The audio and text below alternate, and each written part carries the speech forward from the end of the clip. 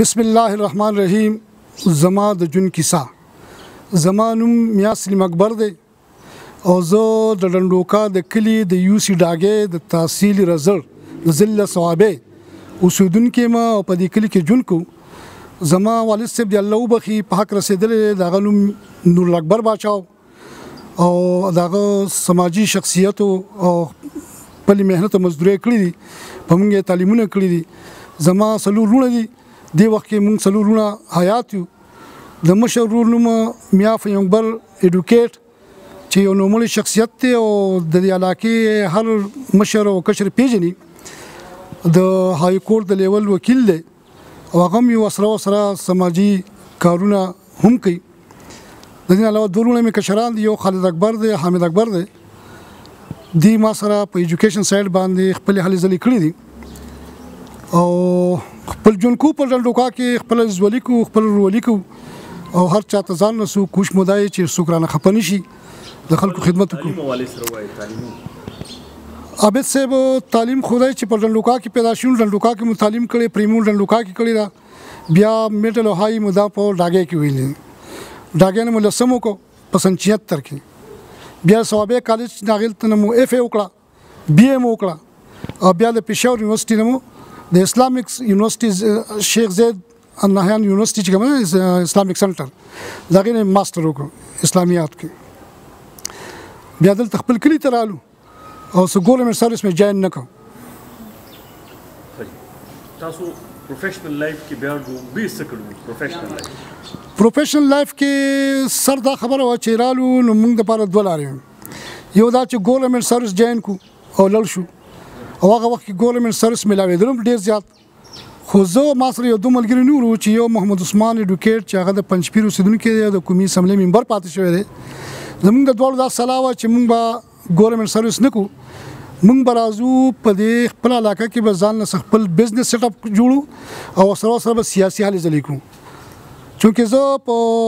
دوران تعلیم د اسلامي جمعیت البا رکن پاتې شوم په مختلف ذمہوارو باندې پاتې شوم د اسلامي جمعیت البا په حیثیت د سټوډنټ په حیثیت سره د هغه وخت کې تحصیل ثوابه او ضلع مردان ناظم پاتې شوم وسره بیا یونیورسيټي چې لړم د یونیورسيټي د ټول ډپارټمنټس ناظم پاتې شوم بیا چلته نرالو نو بیا جماعت اسلامي سره ممبرشپ می واغست بیا جماعت اسلامي په مختلفو حدود باندې پاتې شو وسره د شباب ملي د ضلع صدر پاتې شوم د الخدمت فاونډیشن د جماعت اسلامي او خدمتي اداره د دې لومبني صدر هم د ضلع وسره بیا جماعت اسلامي د تحصیل او بیا د ضلع نائب امیر او بیا قائم مقام امیر په دې حدود پاتې شوم خو تیر د یو شپږ وکړلا سي ما د سیاسي د حل زلونه ځان یو طرف تکړه سو زما ګرینو مشکلات او مسایل خو بهر حال مینا مې د وخت ټول جماعتونو سره د هر سیاسي جماعت دغه د مشرانو قدر عزت کوم او دغه د ورکرانو او ما د پر ټول ګران او محترم دي تاسو صوابه کې پرایویټ ایجوکیشن سیستم متعارف کړو ایوالي سره ابل صاحب دا چې څنګه موږ ما په خبرو کوم چې زه عثمان صاحب دا موږ اراده کړو د یونیورسيټي چې موږ ګورنمنت سرویس نکو چونکه هغه وخت کې هغه ځواني می جذبات می نو موږ غلامه خبرې د ګورنمنت سرویس نو موږ خپل بزنس سیټ اپ شروع کو او سره موږ سیاسي حل ځلې کو نو بس موږ جماعت اسلامي ترالو او سره بیا ځان سکار روانول پکارو نو په 90 کې زو شما او ما سره صد کیسر چې سبا سپیکر دی او سید الرحمن او سید زاده د کې سید زاده چې کوم د جماعت اسلامي امیر پاتې شوی ضلع ثوابه هغه وخت دا سټوډنټس او عمر خان کادر ډاګه چې ایکس ډیسټریکټ ممبر د مردان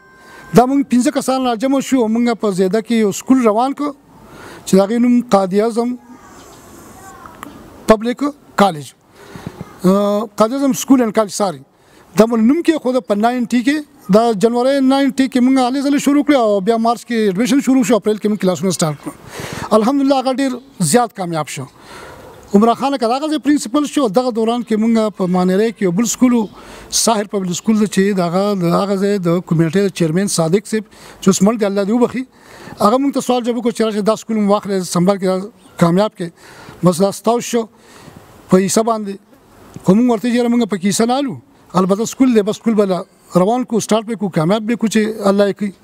نو 1997 پورې بیا زه په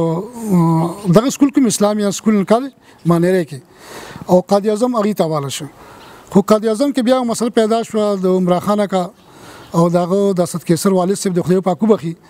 سردار کاکا نومي هغه اصل استاد دغه په خپل ټسل پیدا شو هغه نتیجه کې بیا سکول مونږه اسد کیسر ته ورکړو او د نور ملګرو بیا په صحابه کې تعمیر سیر سکول باندې سکول پرانستو صحیح ده بیا دا دغه کې څومره تاسو ته دغه شوي دي ګټې شوي دي یعنی دغه څونه فایده وشوه د تعلیم په لړ کې په صحابه لپاره ابد صاحب دغه وخت کې موږ چې راووتو د میدان ته پرایویټ سکولونه په صحابه کې د نش برابرو بلکې چانه پیژندل دا وایو او که چا خپل بچي بوتل هغه به یا ابتدات بوتل یا به پېښور ته بوتل یا به اسلام آباد پرنت بوتل الحمدلله موږ چې څنګه د سکول سٹارټ واغستو چې موږ 15 ملګرو په اخلاص سره راغلو نو الله تعالی قائد اعظم کالج او سکول مخ سره کامیاب کو تقریبا په لومړي کال ته موږ سره 250 ماشومان داخل شو په زیاده کې او د شان اسلامیه مانره کې او په دې کې خو نقصانات موږ نه کړل الحمدلله په لومړي کال باندې الله تعالی نقصاناتونه وېستو کم کنټریبیوشن چې موږ کړو هغه مطلب واپس لاس دراغه خو دې سره زموږ نور ملګرو کې هم حوصله پیدا شو او دړادل د 19 والی تر 95 پورې او بیا تر ایون تر دې وخت پورې چې څومره سکولونه کولاویږي نه دیګ ګور اکثر سکولونه داسې چې هغه زمونږ بچی دي بیا مو نوسری بیا مو کلوسری بیا پړ پوتین دا ټول تقریبا زیاتره د قائد اعظم د سکولونه او د اسلامي سکول مانیره نه او شواله کې بیا ما 92 کې اسلامي سکول کولو نو دا ټول دغه برکات دي څومره چې سکولونه خوريږي بلکې کزه تاسو ته وایم د مبالغه نه په بونیر کې او د غلطه جانګيري طرف ته چې نور سکولونه کولو شو ناغه زمونږ د جمعیت ملګری چې کوم سکول کالجونه فارغ شونه ستونه هغه چې موږ ته کتري هغه په خپل ځای باندې سکولونه کالجونه روان کړ نو که زه وایم چې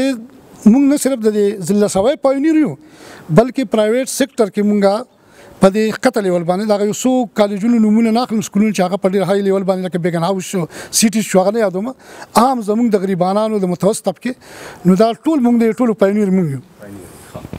په کوم سیاست تاسو وايي باندې ذکر وکړو خو سیاست کې عملی چې کوم د کړي راي والے سره چې عملی سیاست هغه والے سره وایي کوم څنګه تجربه او عملی سیاست ته کوم نظر کوي عملی سیاست دای چې کومه د جمعیت کې په اسلامي جمعیت البا کې دا ډایرکټر جمعه اسلامي سره اټیچ شو یو ذهن جوړو جمعه اسلامي سره خپل حل زل وکړي جمعه اسلامي یو منظم تنظیم دی خدای چې هغه یو عوامي تنظیم تر اوسه جوړ نشي دا خپل هغه سو ډیفیکلټیز دي سو دستوري او صداغي نور خبرې دي تنظیمي دي خو د وخت کې زه چې کوم فکر کوم تاسو تقریبا یو 30 سال خو کم بیش زمونږ سیاست میدان کې کیږي اند 80 نه موږ راوتی او اول سټوډنټس کې او بیا 87 نه زه بیا فیلډ کې عوامي دغه کې نو د څومره سیاسي جماعتونه چې دي زه په دې نتیجه رسیدلې ما چې دا ټول محبي وطن دي کاغه ان پی دا بلکې زما کله کله زه ان پی ملګرو سره ملو شم دغه زه غټه ګیلو کوم بادشاہ خان چې کوم جدوجہد کړي په دې خوره باندې او کوم عملی جدوجہد او نظریاتي افسوس دا چې هغه ته چې تاسو ګورئ خلک د بادشاہ خان د جدوجہد نه خبر کړي او بادشاہ خان ولته خلک قائد اعظم شو د شان محمد جوهر شو مولانا شوکت علي شو د شان ایون ګاندھی او نهرو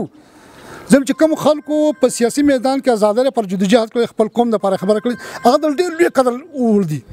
هغه ډېر لوی عظیم خلکو خو مونږه اکد درې چې خپل عظیم خلکو قدر ونکو بلکې مونږ دوبره له اهل یو چې هغه مونږ ته کوم فکر پرې خره مونږ هغه خپل نکړې شو او په تعصباتو کې په خپل کې بل سره هغه شکار شو نو زه خو دا د دې دغه نوم یم چې جمعه اسلامي خپل لټریچر عام کړی سید مودودي صاحب هغه ټول فکر ادا کوي خو ان پی ورته خوشي وایم چې مهرباني وکړه د بادشاہ خان زما جون او جدوجہد دا خو چې تاسو کې د هر چا سره دا کتاب پروتي او تاسو هغه مخالفین ته ورسوي زه ګورم سټډي کوم زه حیران یم چې دې سړي الله تعالی کوم صلاحیتونه ورکړو او زه کلیر یم چې پښتنو خوره پته نه لګي چې مطلب داسې بادشاہ خان بیا پیدا کیږي او چې تاسو امور پیدا شي هغه داسې زوی وزيږي او بیا داسې زوی پیدا شي هغه کردار ادا کوي دا فل زما په نظر کې نشي رابشي سلیم باچا از رائټر مقبوضه پاکستان کله مونږ کو ولې مونږ چې په سیاسي جدوجہد مې کوم وسر باندې سوچ فکر ملري پر خپل ملک په سیاست باندې د په معاشات باندې نزو په یقینو کې داسې په 1995 چې زه په دې نتیجه ورسېدم چې یار موږ آزاد نه یو. دا قوم خو 14 اګست باندې بېشکه د انګریز نه ازادي حاصله شوه، خو زه دې ته منتقل اقتدار وایم. انګریز سامراج لړ او دلته کې یو بل سامراج موږ باندې مسلط شو. نو زه چې څنګه موږ مقبوضه کشمیر وایو چې دا د هندوانو په تسلط کې یو مقبوضه دی، نو دا څه زم چې زموږ د عمل چې دا د یو څو ساهوکارو د یو څو سامراجیانو سرمایه‌دارانو چاہیے ته موږ جاگیردار ویلی شو، وډیره ویلی شو، چودي ویلی شو ته، او د فوج او سوچ جرنیلانو د قائد اعظم د سترګو پټېدو نه پس د لیاقت علي خان د مرګ نه پس دا یو څو جرنیلان، یو څو بیوروکریټس او یو څو جاگیردار دا راجمع شو او په دې ملک، په دې قوم او په دې ملک باندې قایم شو. نو زه نه یم چې موږ هغه شان آزاد یو. حقیقي ازادي نه دا قوم محروم دی او دا غیر منی ثبوت دی چې د ملک په وسایلو باندې د غریب هیڅ حق نشته. دا یو څو کسانو سره دي. ازادي بالا غي چې د مالدارو خلکو نه دا پیسې غریب طرف ته راشي. دلته د غریب مهنت او د غریب خوله چې کم دا هغه چې کومتوي کې هغه سوګټین هغه مالدار طرف ته ځي. نو موږ آزاد کوم نه یو. دویم دلته کې د غریب د لپاره یو قانون دی او د مالدار لپاره بل دی، او د آرمي چیف او د جنرال لپاره بل قانون دی او د سپای لپاره بل قانون دی. نو تر څو چې موږ یو قانون ني او د قانون په نظر کې ټول یو برابر ني او هر چا سره انصاف ني، نو تر هغه پر موږ یو آزاد کوم نه یو. زه فکر کوم چې موږ د ازادۍ لپاره د پارټۍ نه، د سیاست نه، د مذهب نه، د نسل رنګ نه بالاتر خاص کر د 22 کروڑ عوام چې دا ملک د دې حقيقي مالکان د ملک د 22 کروڑ عوام دي. د ملک حقيقي مالکان د دې مور پلارو زمونږ نیکونو هغه قرباني ورکړي. ما د تاریخ په پاڼه باندې سکوخي چې یو جرنل په هغه وخت قرباني ورکړي، یو آی جی پی قرباني ورکړي، یو چیف سیکرټری په تحریک پاکستان کې یا تحریک هندوستان کې خپل حدود استفاګان ورکړي او عام غریبو سره راغلي، بلکې هغه خو د انګریزانو ملګرتیا کوله. نو جدوجہد د مشرانو کړي د ملک اصلي وارثان چې کمی دا غریب خلک ته متوسط خلک ته. افسوس دار چې مونږه د پولو د لارې د سړکو د هسپتال په دې سیاست کې رادل نشو. نو زمونږ هغه اصل ازادي یې راشوه. اصل ازادي څه ته وایي؟ سکول پکار دي ډیره پارجي دا لغړي چې زه نن سبا